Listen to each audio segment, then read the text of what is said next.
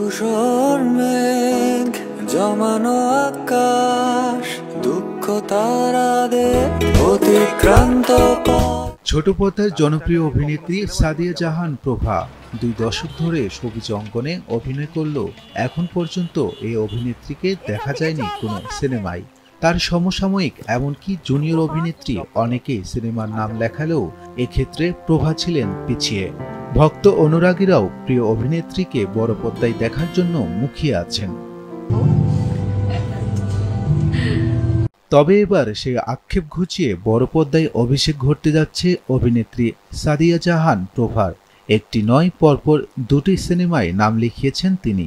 ঝুমুর আসমা জুই পরিচালিত 2 পয়সার মানুষ, অন্যটি সাদেক সিদ্দিকীর দেনা পাওনা।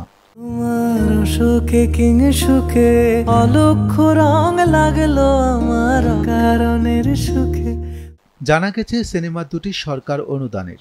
দেনা পাওনা সিনেমাটি 2022-23 অর্থবছরের 55 লাখ টাকা অনুদান পায়। অন্যদিকে 2022-23 অর্থবছরে 2 পয়সার মানুষ 58 লাখ টাকা অনুদান পায়। আমায় ভালোবাসলে না তোমার কাছে খরস্রোতাও গতিহীন। এদিকে 2 পয়সার মানুষ সিনেমার প্রথম ধাপের শুটিং শেষ করেছেন প্রভা।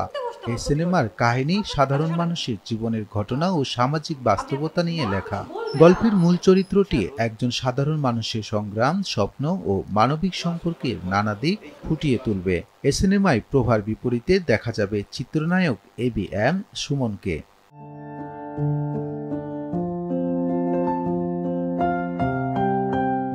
অন্যদিকে গাজীপুরের হোতাপাড়ায় রবীন্দ্রনাথ ঠাকুরের ছোট গল্প দেনা পাওনা অবলম্বনে সিনেমার শুটিং করছেন প্রভা। এতে তার চরিত্রের নাম নিরুপমা। সিনেমায় তার সহশিল্পী হিসেবে দেখা যাবে মামুন হাসান ইমনকে। নতুন 2 সিনেমা নিয়ে উচ্ছ্বাসিত কণ্ঠে দেশ টিভিকে প্রভা বলেন, আচ্ছা, প্রথম শুটিং করেছি 2 পয়সার মানুষ গত মাসের মানে অগাস্টের 25 তারিখে। দুইটাই আসলে আরো আগে হওয়ার কথা ছিল, ওয়েদারের জন্য আমাদের কাজ ডিলে হচ্ছিল। সো 2 পয়সার মানুষ হচ্ছে আমার কো-আর্টিস্ট হচ্ছেন ABM সুমন। প্রথমে কাজ করেছি কাওলাতে। আমাদের যদিও ফরিদপুরে যাওয়ার কথা ছিল, বাট ওয়েদারের জন্য আমাদের এখন জাস্ট যতটুকু একদম না হলেই না, ফার্স্টের লটটুকু অতটুকু শুটিং হয়েছে। দেনা পাওনা এটা হচ্ছে রবীন্দ্রনাথের গল্প, একদমই ওই সময়কার গল্প, এবং আমরা চেষ্টা করছি ওই সময়টাকে তুলে ধরার জন্য। এবং এটা তো আসলে পরিচিত গল্প। এই গল্পে দেনা পাওনার যে মূল নায়িকা, ওর নাম হচ্ছে নিরুপমা। ওকে একটা বড় ঘরে বিয়ে দেওয়ার জন্য, মানে ওই সময় যে সনাতনের কিছু নিয়ম নীতি আছে যে বেশ অনেক টাকা ওরা মানে ইয়ে করে আর কি, মেয়েকে দেয় বিয়ের সময়তে গয়না গাটি, ক্যাশ টাকা এন্ড এভরিথিং।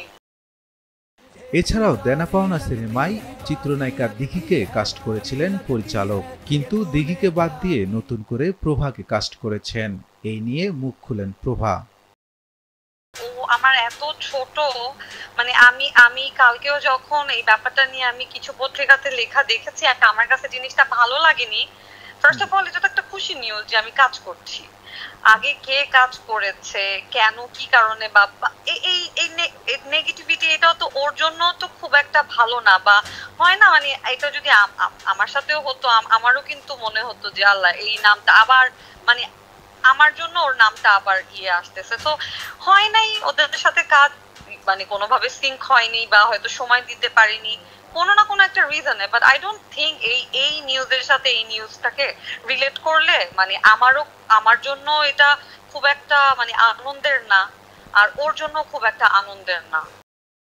অবশেষে তিনি ফিরছেন 2 সিনেমা নিয়ে। অভিনেত্রী হয়তো এমন একটি দিনের অপেক্ষায় ছিলেন। প্রথম দেখেছি মনের ফরহাদ হোসেন, দেশ টিভি। তোমাকে যাই